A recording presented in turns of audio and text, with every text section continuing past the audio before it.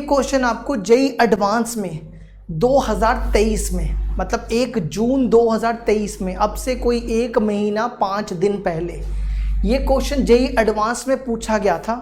Question तो आसान था, लेकिन क्वेश्चन की ना मतलब क्या बोल सकते हैं, कैलकुलेटिव था, थोड़ा सा लेंथी था, सॉल्व करने में थोड़ा सा टाइम लगेगा इसको, ठीक है। तो आप ट्राई करो। Good evening sir, good evening ji. आप इसको ट्राई करो और देखो कैसे करेंगे सॉल्व। सबसे पहले क्या लिखा हुआ है, consider N obtuse angle triangle ABC in which the difference between the largest and the smallest angle is pi by 2 and whose sides are in AP। पहले अब यहां तक रुक जाओ, सिर्फ यहां तक रुक जाओ, ठीक है। हमारे पास क्या दी हुई है, obtuse angle triangle. Obtuse angle triangle क्या होता है, मतलब कम से कम एक एंगल जो है 90 से बड़ा होना चाहिए, है ना, क्योंकि एक ही बड़ा होगा, एक से ज्यादा तो बड़ा नहीं हो सकता। तो मान लो कि आपके पास एक ट्राइंगल है, ये ट्राइंगल है ABC,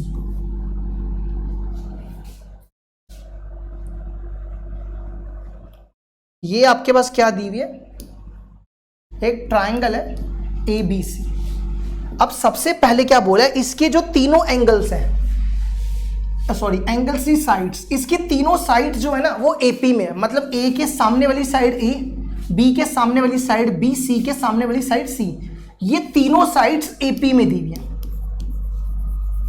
ये तीनों साइड्स AP में दी है। और अगर आपको याद हो, हमने आपको पढ़ाया था कि अगर 3 साइड्स AP में दी हो तो आप यहां पर ये भी ले सकते हो। ये आपने क्लास 10th में भी पढ़ा हुआ है, ये आपने क्लास 10th में भी पढ़ा हुआ है कि अगर आपके पास 3 साइड्स AP में हो तो आप ये भी ले सकते हो, है ना। तो हम इसको A माइनस D मान लेते हैं, इसको A मान लेते हैं और इसको A प्लस D मान लेते हैं। हमने यहाँ पे 3 साइड्स क्या ले ली, A minus D, A plus D, A plus D, R in AP। यहां तक तो सबको क्लियर हो गया। अब इसके बाद ना यहां पर ये भी लिखा हुआ है कि अगर आप ध्यान से पढ़ो, difference between the largest and the smallest angle is pi by 2, है ना। जो सबसे बड़ा एंगल और जो सबसे छोटा एंगल है उसका डिफरेंस पाई बाय 2 है। तो आप ऐसा मान लो कि इसकी ये सबसे बड़ा होगा, इसके सामने वाला एंगल A ले लो, और ये सबसे छोटा होगा, इसका ये छोटा हो गया C हो गया, मतलब A छोटा C बड़ा। तो अब यहाँ पे लिख दो कि A माइनस C किसके बराबर दिया हुआ है, 90 के बराबर दिया। यहां तक तो क्लियर हो गया होगा। उसके बाद देखो क्या लिखा है, suppose that the vertices of this triangle lie on a circle of radius 1 unit. मतलब ये कह रहा है कि आपके पास ये ट्राइंगल है ना, इस ट्राइंगल के जो वर्टिसेस है वो सर्कल के ऊपर लाई कर रहे हैं, मतलब ऐसा लाई कर रहे हैं। तो ये क्या होता है, ये सर्कम सर्कल होता है। इसका मतलब है ये किसका रेडियस दिया हुआ है, सर्कम रेडियस। ये सर्कम सर्कल है तो ये क्या दिया हुआ है, सर्कम रेडियस। तो ये आपका कैपिटल R हो जाएगा। तो यहां पे कैपिटल R आपका हो जाएगा 1 के बराबर, ठीक है। आराम आराम से समझो, कोई जल्दी नहीं है। अगर वर्टिसेस ट्राइंगल के सर्कल के ऊपर लाई कर रहे हैं तो उसको क्या बोलते हैं, सर्कम सर्कल, है ना। ये तो हमने पढ़ा हुआ है। तो हमारा सर्कल R क्या हो गया, 1 हो गया। अब हमें यहां पे बोलता है let A be the area of a triangle, ठीक है। देन द वैल्यू ऑफ, इसके ऊपर टोटल 2 पार्ट थे, इसके ऊपर 2 पार्ट थे, ठीक है। तो A यहां पे दिया हुआ है एरिया ऑफ ट्राइंगल, तो हमें क्या निकालना है, 64A²। इसका मतलब है हमें फाइंड करना है एरिया ऑफ ट्राइंगल। हमें क्या फाइंड करना है, एरिया ऑफ ट्राइंगल, है ना, जिसको आप किससे डिनोट कर रहे हो, A से डिनोट कर रहे हो। चलो वो बाद में बात करते हैं। तो एरिया ऑफ ट्राइंगल के 3 फॉर्मूले होते हैं, है ना। एरिया ऑफ ट्राइंगल के 3 फॉर्मूले होते हैं। तो एक हम ये वाला लगाएंगे, half AC into sine B, ये एरिया ऑफ ट्राइंगल का फॉर्मूला है। तो हाफ इंटू AC, आप ध्यान से देखो, A क्या है, A प्लस D, A है A प्लस D। अच्छा, उसके बाद देखो C क्या है, A माइनस D, C है A माइनस D, C क्या है हमारा, A माइनस D। अच्छा, उसके बाद देखो साइन B को साइन B रहने दो फिलहाल, इस इक्वेशन को ले लो फर्स्ट। अच्छा, अब हम करेंगे क्या, इसके बाद हमें क्या करना पड़ेगा, साइन लॉ लगाएंगे। हम यहां पे क्या यूज करेंगे, साइन लॉ। तो साइन लॉ क्या होता है,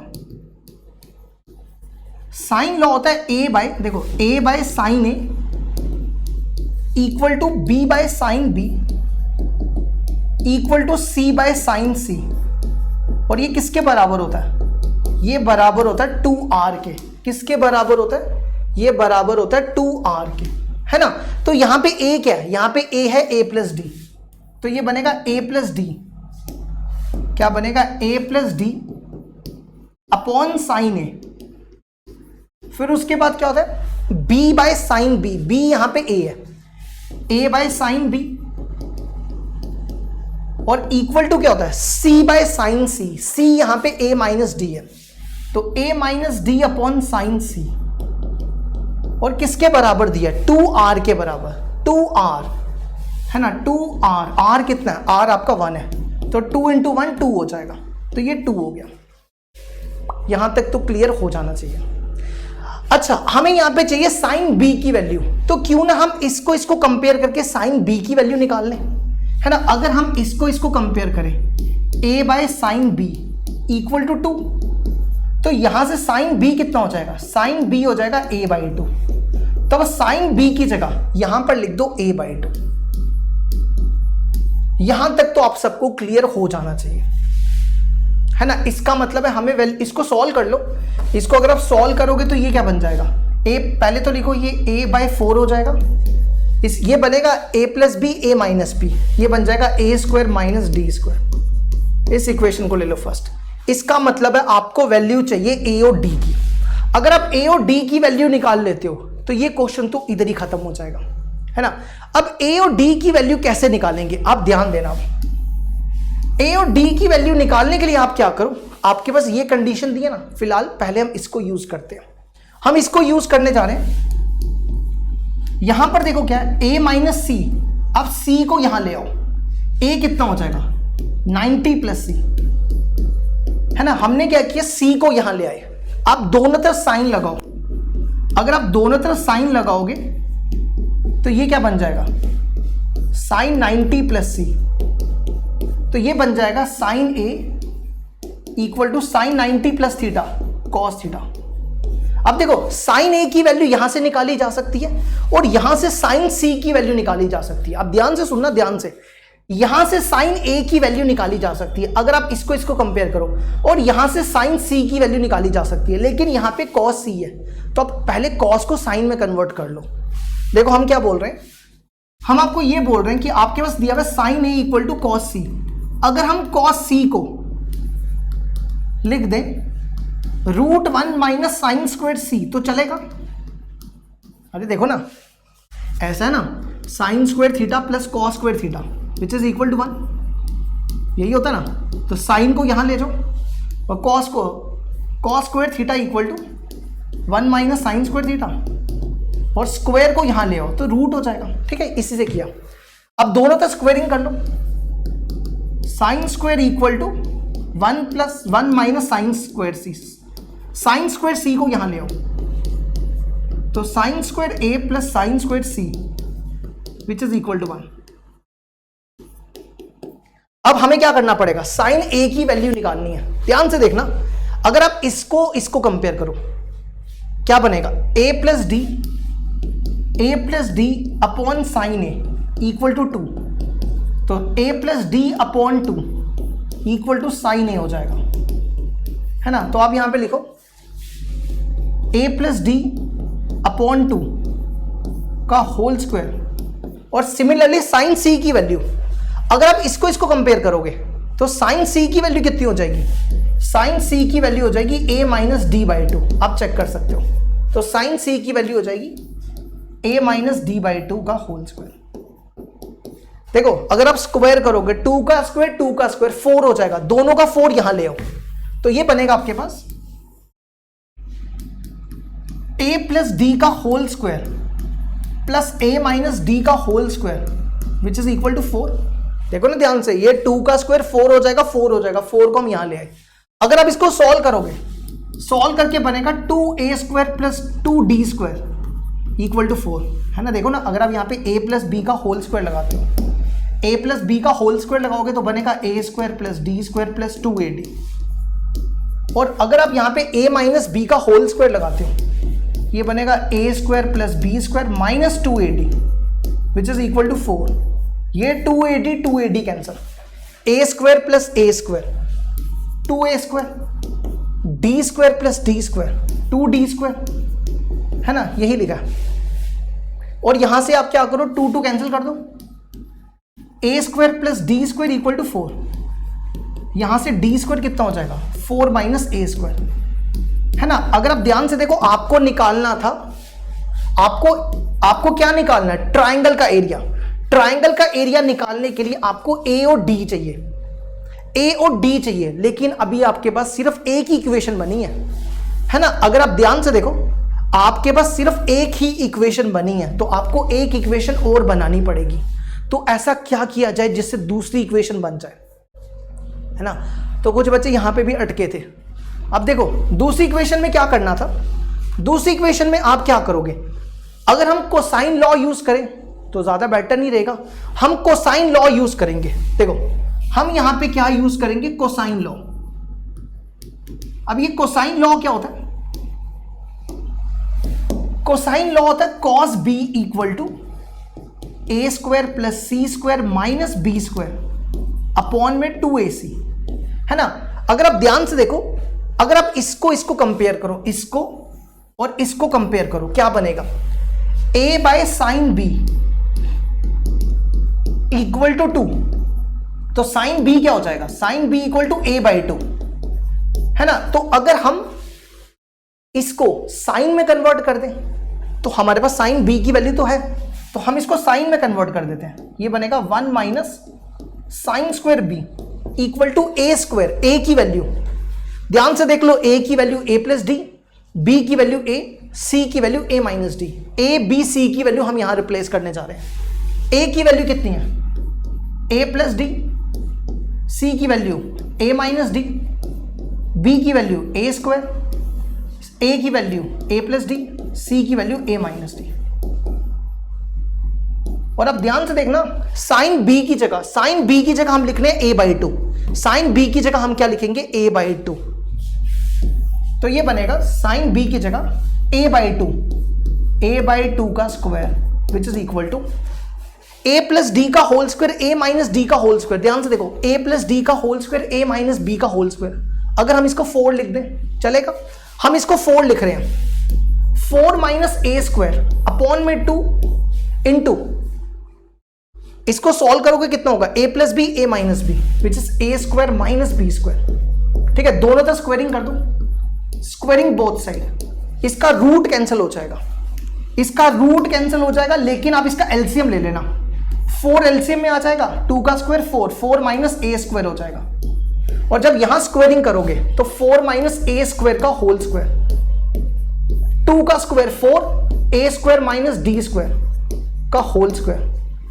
देखो ध्यान से, ये 4 माइनस a स्क्वायर ये कैंसिल, ये 4 कैंसिल, इसको यहां ले आओ, इसको यहां शिफ्ट कर रहे हैं, ये इधर आ जाएगा, a square minus D square,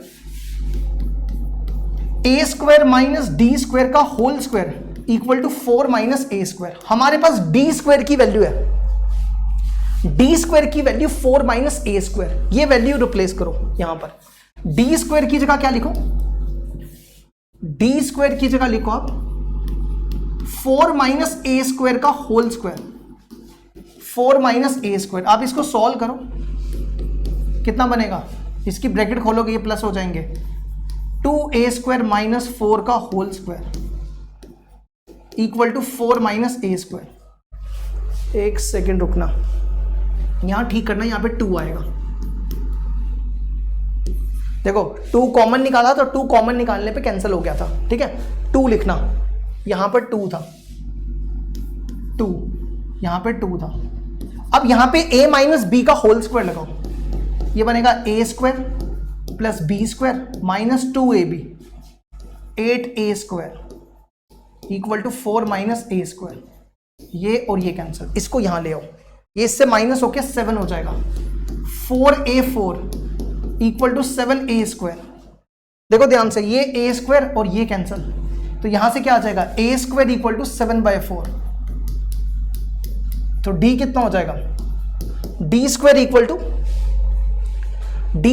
to 2 minus a square, d square equal to 2 minus a square, यहाँ पे a की वैल्यू, a स्क्वायर की वैल्यू 7/4, एलसीएम लो इसका, कितना बनेगा, 8 में से 4 गए, 7 के 1/4। बस ये करना था, बस यही करना था। अब देखो हमें एरिया ऑफ ट्राइंगल निकालना था। ये देखो एरिया ऑफ ट्राइंगल हमारा किसके बराबर था, a/4 a square minus d square. वो अब यहां पे लिखो, area of triangle a square क्या था, a/4 a square minus d square. यहां इसकी वैल्यू रिप्लेस करो, a कितना है, a की वैल्यू यहां से निकालो, स्क्वायर को यहां ले आओ, a हो जाएगा √7/2।